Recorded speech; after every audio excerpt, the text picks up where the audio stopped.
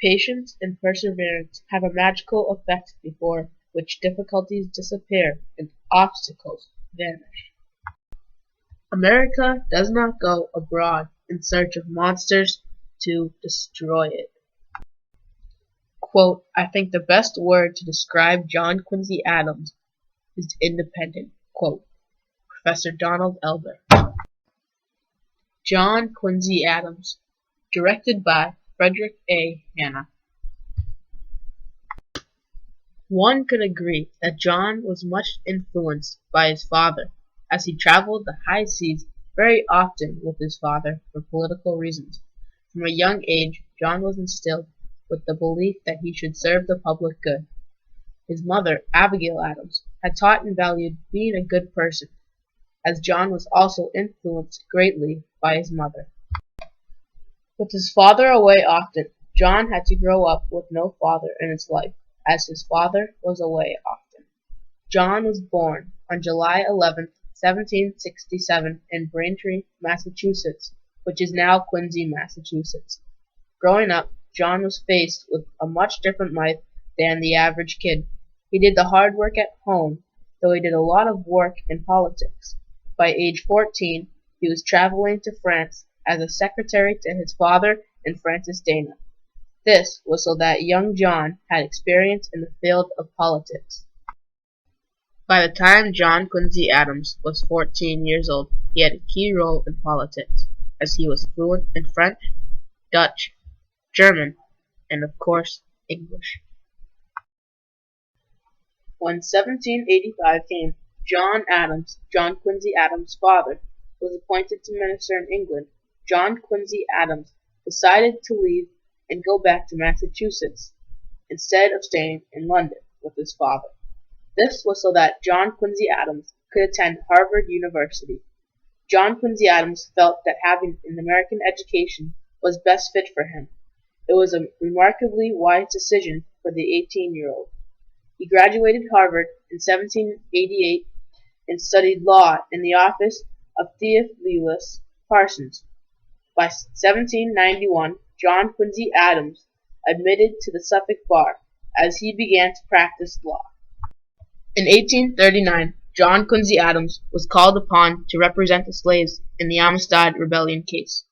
The Spaniards had bought the slaves. This rebellion took place on a ship called La Amistad. A man named Joseph Sink, a member of the Mende people, which is now Sierra Leone, led the revolt. The rebels had taken over the ship, though the rebels had no knowledge of how to sail the ship. Sink had ordered Montez and Ruiz, the people who tried to capture the rebels, to move towards Africa. Slowly they moved eastwards, yet overnight they started to move west, out towards the U.S., and soon enough started to pick up speed. Soon they had arrived in New York, with 8 rebels dead. Montez and Ruiz reported the killings, and Sink and his followers were arrested. The case moved through district courts and finally ended up in the Supreme Court. John Quincy Adams defended the rebels and based his defense on the right that every man to be free. The court ended up in favor of John Quincy Adams' defense case, as Sink and his other Amistad rebellions returned to Africa. Before the time came to serve the rebels in the Amistad Rebellion case, John Quincy Adams had a job much more difficult and more painful. The wise and intelligent John Quincy Adams had run for president and won. His father, John Adams, was the second president, as so far in presidential history there has been only one other father-son president. Those 2 presidents are George W. Bush and George H. W. Bush. John Quincy Adams was remarkably smart in the field of politics and had an amazing understanding for what was around him. John served as the 6th President of the United States of America from 1825 to 1829, and his First Lady was Louisa Adams. John Quincy Adams was very good for the people and did what they wanted. John Quincy Adams ran for only 4 years, as he was not re-elected. From there, John's life did stop as a president, but did not stop when it came to other jobs as a politician. John accepted a role to serve in the House of Representatives. Quote, "The other word I would use to describe him is dutiful. I don't think that any other president who was not re-elected would have in essence accepted a demotion by agreeing to serve in the House of Representatives." Quote, Professor Donald Elder. From 1830 to his death in 1848, he served as a House of Representative of the Plymouth District. John was a powerful leader, and he fought against circumscription of civil liberties. As a leader, John was much against slavery, and he fought for the gag rule, which automatically tabled petitions against slavery. John Quincy Adams had fought for this rule for 8 years until he finally obtained its repeal.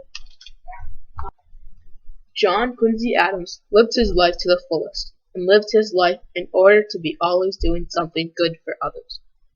John Quincy Adams was well respected, and he carried himself with pride. His compassion and motivation for success, and his drive to do good for others, was all taught from his mother, Abigail Adams, and his father, John Adams. He was well respected in the field of politics, thanks to his father, who gave him key knowledge in the field of politics. His father was a key person in his life, as his father taught him many things in order to be successful in politics and being a good person in general.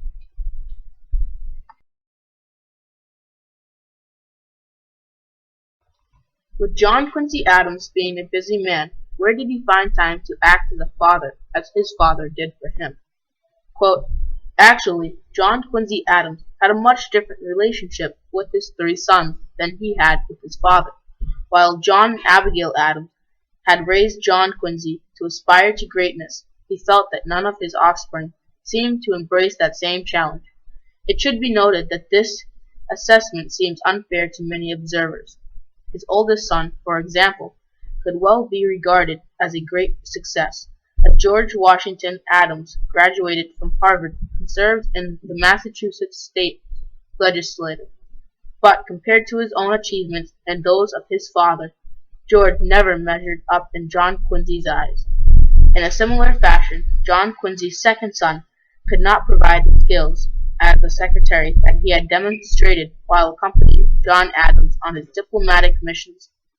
The third son, Charles Francis Adams, would eventually become a successful diplomat and editor, but at the time of his father's death in 1948, Charles Francis had only 6 years in the Massachusetts state legislature to his credit.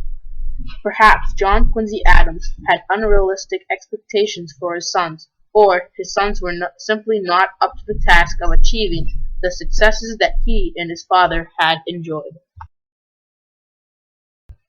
Was there ever another interest or another lifestyle for John Quincy Adams that he was never able to do? Quote, "After he was denied re-election in 1828, Adams planned to retire from public life. Unfortunately, by the time he left office, he had come to the conclusion that none of his sons could pick up the mantle of leadership he was ready to pass on. Therefore, when he was approached about running for the U.S. House of Representatives, Adams proved amenable to those overtures. He was elected to Congress in 1832 and would serve there until his death in 1848. So, while he may have hoped to lead a quiet life in retirement, he wound up serving the public for the last 39 years of his life." Quote, Professor Donald Elder. Overall, John Quincy Adams was not a good president, nor was he a good Senate. He failed to make it to the second term for both jobs. John was more remembered as a diplomat, as he did not return as president. He was remembered as a good Secretary of State, as he helped negotiate the peace treaty that ended the War of 1812, and was responsible for the treaty that gave the U.S. possession of Florida, United States. John Quincy Adams had a passion for politics, all the way up until his death in 1948 that was caused from a stroke. John Quincy Adams was born on July 11, 1767, and died on February 28, 1848.